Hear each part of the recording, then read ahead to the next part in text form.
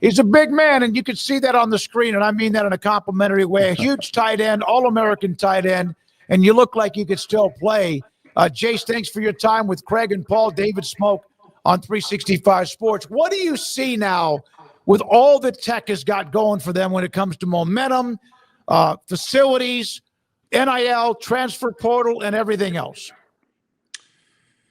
Well, I think the first thing for Texas Tech is I wish that I had those facilities that they have now. I would say that they're probably one of the nicer facilities in the nation. You know, the stadium looks great.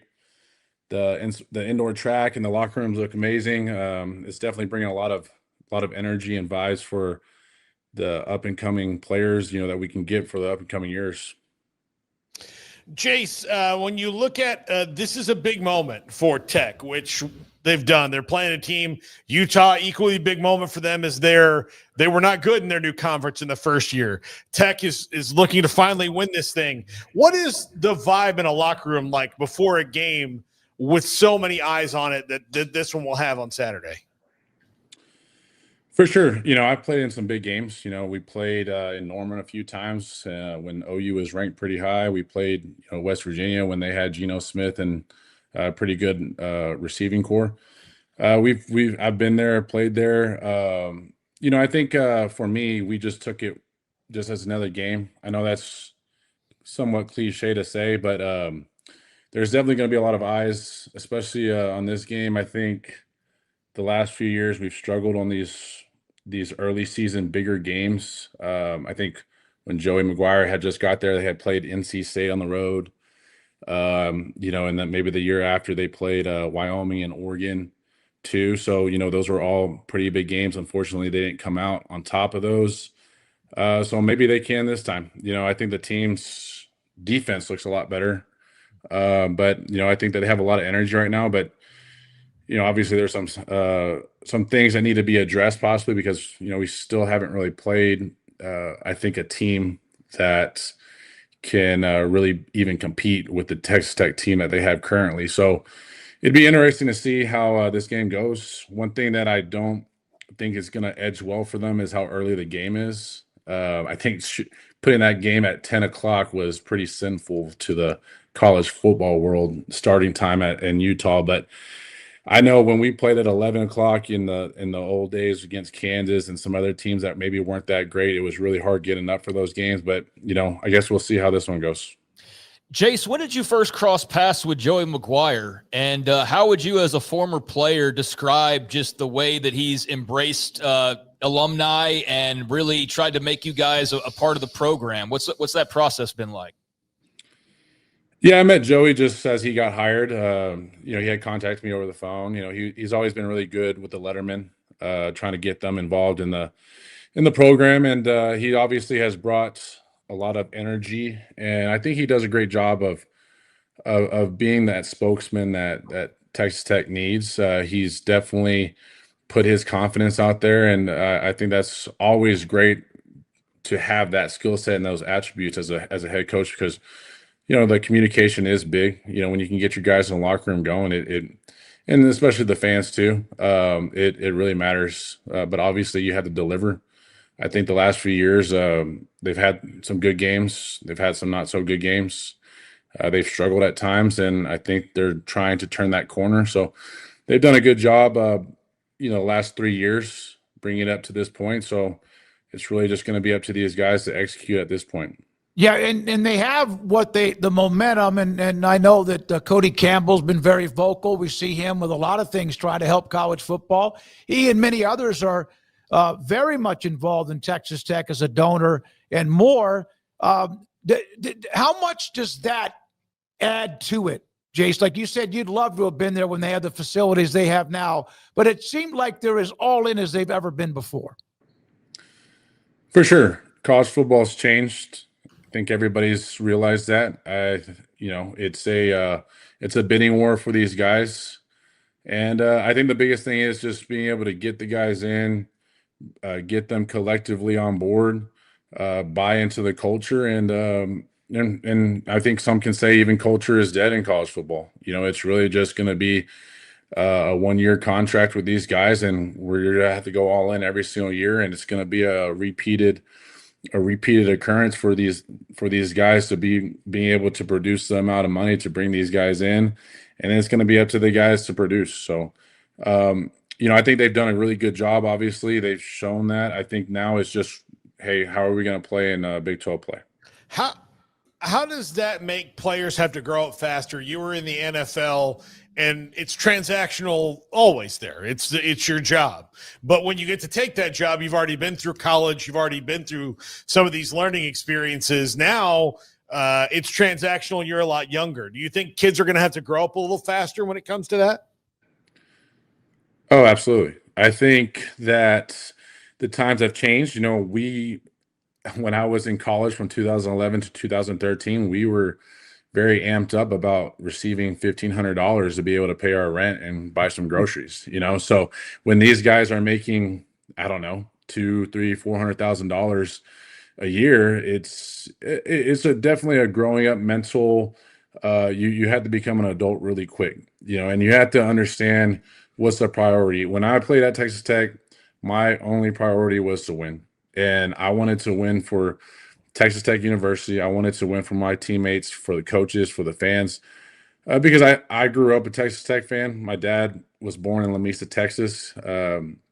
He grew up in Lamesa. I grew up in Lamesa pretty much, and I've always been around Lubbock, Texas. And watching those guys from Michael Crabtree, Graham Harrell, Wes Welker, those guys, it really just brought me up to want to play and produce and win a championship for them. And unfortunately, I wasn't able to do that. But when I worked there, when I trained, when I did everything I could, it was for that. It was for that, and there wasn't any money incentive. And I think that the incentive of money is going to start putting people on a spectrum of, okay, well, what are we really playing for?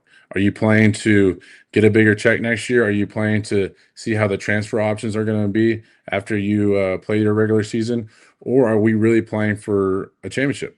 And I think everybody can say that and argue that. But, I played in the NFL. I played on the New York Jets. I played on the Titans, and I also played on the Kansas City Chiefs. And there are guys in there that are going to be wanting to play for their check. They're playing for themselves. They're playing for what they can get, and there is absolutely nothing wrong with that. But when it comes to a team, that is what is going to either drive you or destroy you, and it's really hard to understand how that's going to play out until it plays out. Just because that's up to the coaches and really just the leaders of the team to understand. Hey guys, this is what we have to do every single day to be successful. Jace, you put up huge numbers, obviously All-American. You were a finalist for the Earl Campbell Tyler Rose Award. That's where we got to know you pretty well. What are your thoughts on what you see with Terrance Carter, who has given them the big playability at tight end as well? I've watched 3 games. I didn't know who he was prior. Obviously, he's produced some pretty good numbers so far. But then again, it's just really going to be the consistency. I think that him and I were a little bit different players. I think he's a little bit smaller. I think he's around like 6'1" or something like that, and about 230. At the time when I played at Tech, I was 6'6" and 270. So, we just kind of had different play styles. I felt like I was better around the 15 yards and in, and he's kind of getting things over the top. But, he's definitely bringing a new asset to this team that hasn't been there since I've really played there. When you're talking about just maybe throwing to a tight end continuously and consistently. So I'm excited to see how he can play through the Big 12 conference. Like I said, don't really feel like they've played up to the competition that they're going to be playing against soon. So it's really hard to say, hey, he's a great player, he's a good player, he's a bad player. For example, we played Stephen F. Austin one game my junior year, and I think Baker Mayfield had me for about 160 yards and a touchdown in a quarter. So it's just kind of hard when you're playing against guys like that, because it's just not it's a very different level of play. Are you at all surprised that Baker's still out there doing? I mean, last night he's out there leading game-winning drive to win a ball game on Monday Night Football. Are you at all surprised that he's out there still doing his thing? Yes and no. I always thought Baker had was a really good player. Me and him have had our differences since he departed Texas Tech. You know, I think that he's put what he's needed to put on paper. You know, he's definitely earned his stripes. He's a Heisman Trophy winner. You know, so he's definitely played well. You know, he does what he needs to do. I think his biggest thing that he's so great at is how he can get guys behind him and just wanting to play for the kid. You know, so I think I've always had respect for that, to be able to essentially create a war cry and get guys, hey man, we're gonna go win this game, and he does that often. And I think if you are a betting person and he's got the ball, you know, in the fourth quarter and he needs to go get a touchdown, you probably want to put your money on him. Jace Amaro with us, former Texas Tech tight end on 365 Sports. You actually overcame a horrific injury.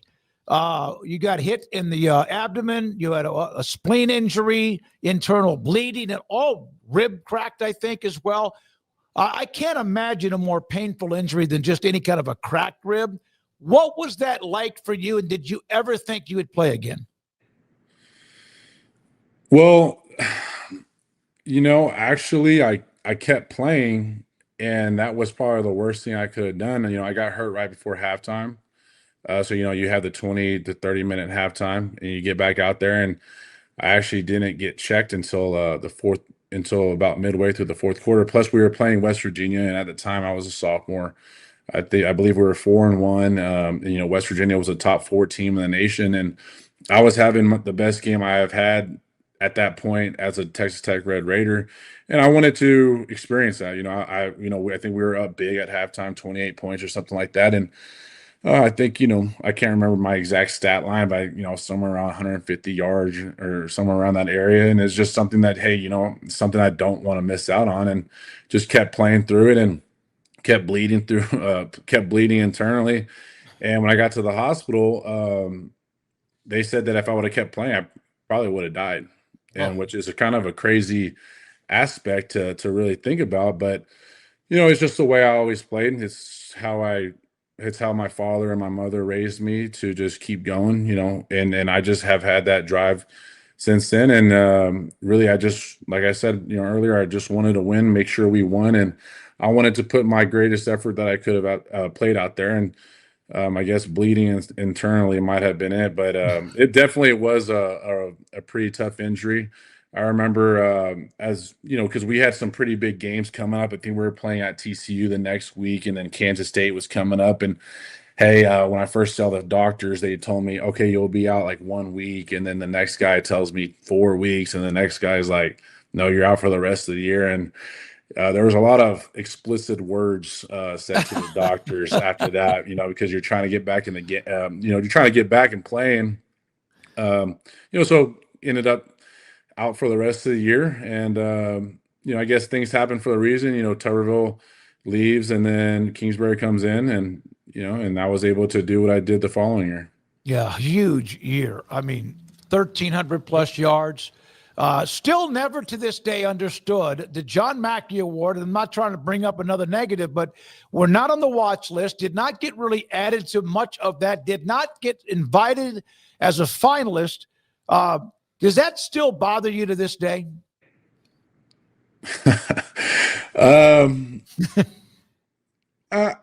You know,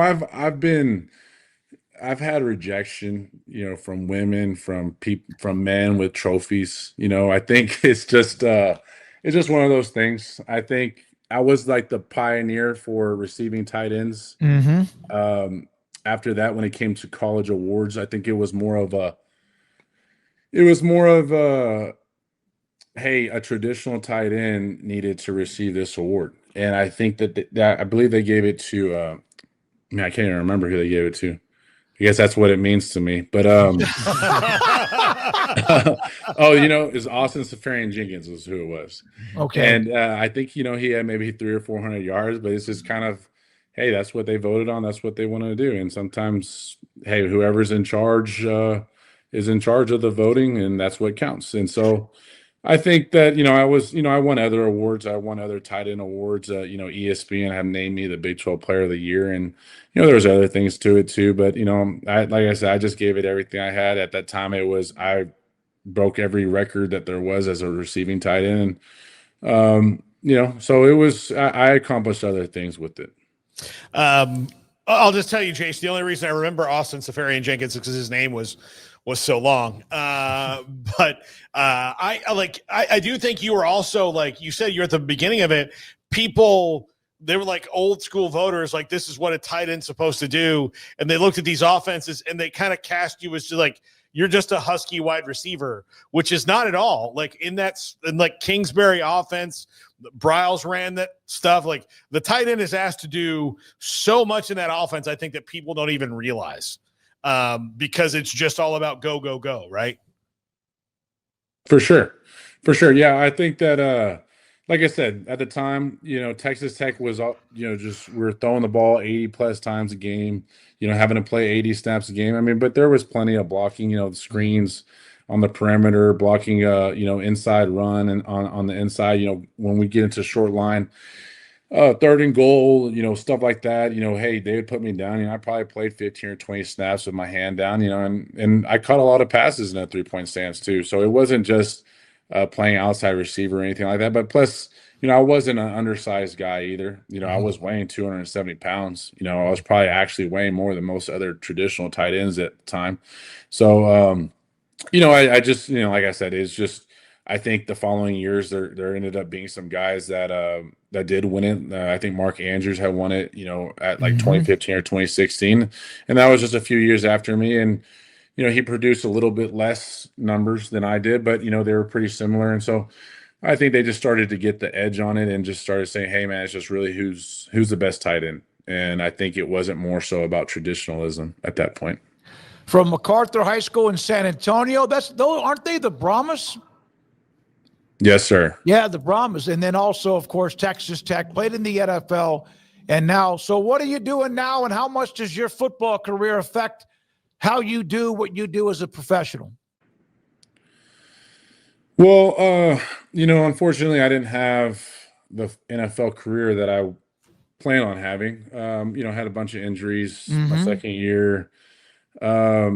Started getting filtered with different coaches with the Jets. They had Todd Bowles over there, and a lot of things become opportunistic. I think the NFL really was that, especially when you play on football. Football is the ultimate team game. There's so many different positions that you have to play to actually be successful, and just from every single position out there. And I just started learning, how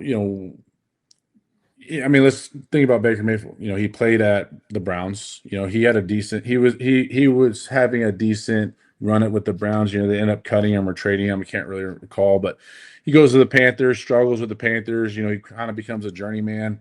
Ends up with the Bucks, and sometimes it just takes a fit. It takes a fit to really get with the coach that wants to use you and utilize you. And I think after Kingsbury had got the job with the Cardinals, I ended up wanting to play for the Cardinals. I think we had some disagreements with the GM, and I never really got an opportunity there. And I kind of just said, you know what, man, I'm gonna have to just move on from this. I still believe that I could have played. I probably could play still, but I just learned that some things are politicized and some things are, sometimes you just got to be a little lucky. So I'm enjoying my time now. I've learned a lot from playing football. And I guess maybe I'm still haven't really announced my retirement, but I guess I just moved on. So, all right, last thing, you got a pick. I know you're going to pick Tech in Utah. Should be one heck of a game. And with Baron Morton, the kind of guy throwing it around, looks like a phenomenal player, staying healthy for them. Your thoughts about the game itself on Saturday? Man, it's tough. When Utah was in the Pac-12, I was a big Cam Rising guy. That was a team that I really did enjoy watching, enjoyed cheering for.